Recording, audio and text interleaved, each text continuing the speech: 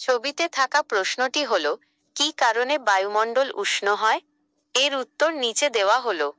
বায়ুমণ্ডল সরাসরি সূর্যের তাপে উত্তপ্ত হয় না।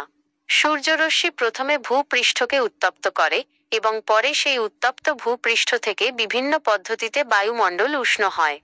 বায়ুমণ্ডল উষ্ণ হওয়ার প্রধান পদ্ধতিগুলি হল: ১. বিকিরণ, রেডিয়েশন, সূর্য থেকে আসা ক্ষুদ্র তরঙ্গের আলোকরশ্মি পৃথিবী পৃষ্ঠকে উত্তপ্ত করে। এই উত্তপ্ত ভূপৃষ্ঠ পরে দীর্ঘ তরঙ্গের তাপ বিকিরণ করে।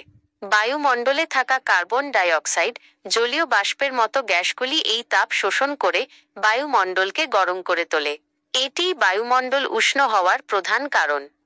২. পরিবহন, কন্ডাকশন, উত্তপ্ত ভূপৃষ্ঠের সংস্পর্শে থাকা বায়ুর স্তরটি সরাসরি তাপ গ্রহণ করে উত্তপ্ত হয়। ৩. পরিচলন, কনভেকশন, ভূপৃষ্ঠের কাছের বায়ু গরম হয়ে হালকা হয়ে উপরে উঠে যায় এবং উপরের শীতল ও ভারী বায়ু সেই স্থান পূরণ করার জন্য নিচে নেমে আসে। বায়ুর এই চলাচল, পরিচলন স্রোত তাপকে উপরের স্তরে ছড়িয়ে দেয়। ৪. লীন তাপ, লেটেন্ট হিট, জল বাষ্পীভূত হওয়ার সময় পরিবেশ থেকে যে তাপ শোষণ করে তাকে লীন তাপ বলে। এই জলীয় বাষ্প যখন উপরে উঠে ঘনীভূত হয়ে মেঘে পরিণত হয়, তখন সেই শোষিত তাপ বায়ুমণ্ডলে ছেড়ে দেয়, যার ফলে বায়ুমণ্ডল উষ্ণ হয়।